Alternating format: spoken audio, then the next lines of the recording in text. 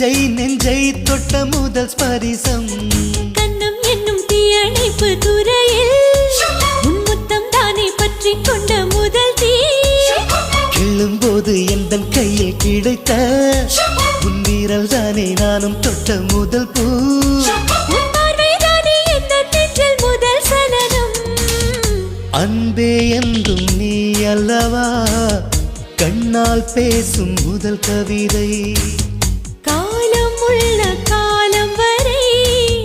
நீதான் எந்த முதல் குழந்தை நெஞ்சம் ஒரு முறை நீ என்றது